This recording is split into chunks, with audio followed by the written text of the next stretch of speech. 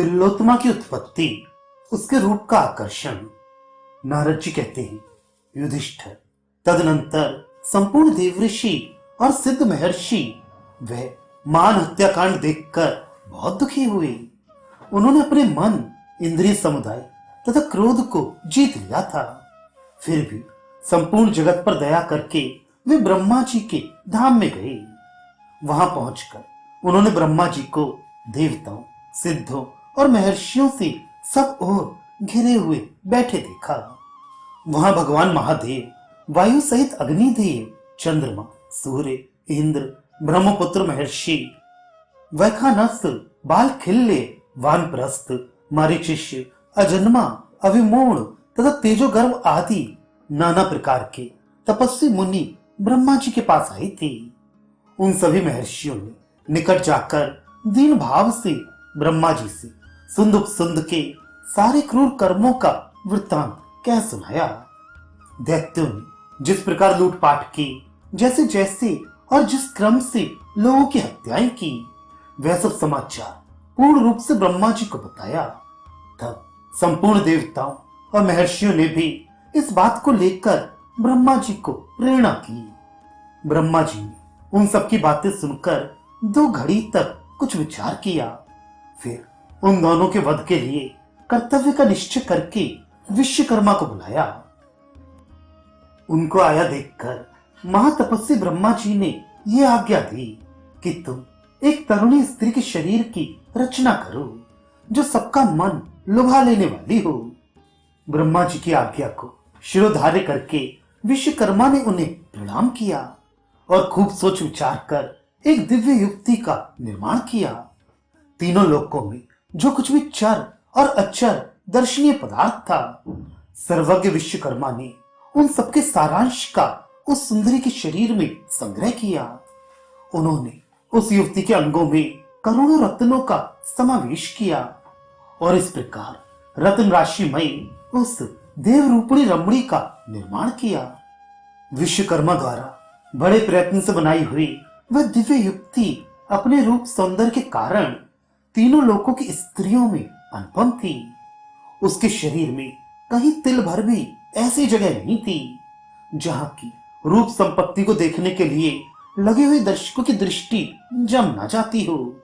वह मूर्तिमती काम रूपिणी लक्ष्मी की भांति समस्त प्राणियों के नेत्रों और मन को हर लेती थी।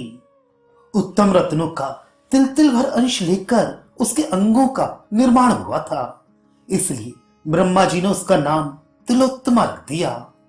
तदनंतर तिलोत्तमा ब्रह्मा जी को नमस्कार करके हाथ जोड़कर बोली, प्रजापति, मुझ पर किस कार्य का भार रखा गया है जिसके लिए आज मेरे शरीर का निर्माण किया गया है?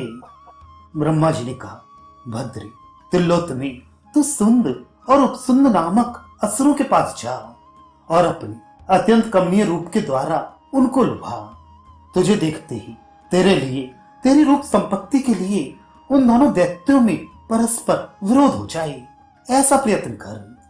नारद जी कहते हैं, युधिष्ठिर, तब तिलोत्तमा ने वैसे ही करने की प्रतिज्ञा करके ब्रह्मा जी के चरणों में प्रणाम किया। फिर वह देव मंडली की परिक्रमा करने लगी। ब्रह्मा जी के दक्षिण भाग में भगवान महेश्वर पूर्वाभिमुख होकर बैठे थे। उत्तर भाग में देवता लोग थे तथा ऋषि मुनि ब्रह्मा जी के चारों ओर बैठे थे। वहां तिलोत्तमा ने जब देव मंडली की प्रदक्षिणा आरंभ की, तब इंद्र और भगवान शंकर दोनों धैर्य पूर्वक अपने स्थान पर ही बैठे रहे। जब वे दक्षिण पार्श्व की ओर गई, तब उसे देखने की इच्छा से भगवान शंकर के दक्षिण भाग में एक और मुख प्रकट हो गया, जो कमल सदृश नेत्रों से सुशोभित था। जब वे पीछे की ओर गई, तब उनका पश्चिम मुख प्रकट हुआ और उत्तर पार्श्व की ओर उसके जाने पर भगवान शिव के उत्तरवर्ती मुख का प्राकट्य हुआ।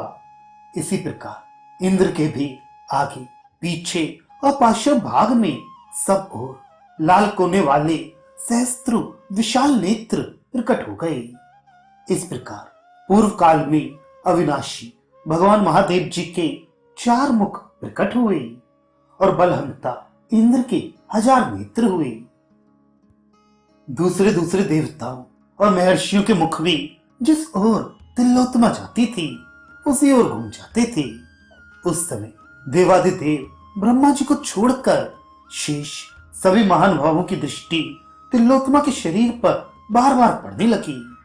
जब वह जाने लगी तब सभी देवताओं और महर्षियों को उसकी रूप संपत्ति देखकर ये विश्वास हो गया कि अब ये सारा कार्य सिद्ध ही है। तिलोत्तमा के चले जाने पर लोक सृष्टा ब्रह्मा जी ने उन संपूर्ण देवताओं और महर्षियों को विदा किया।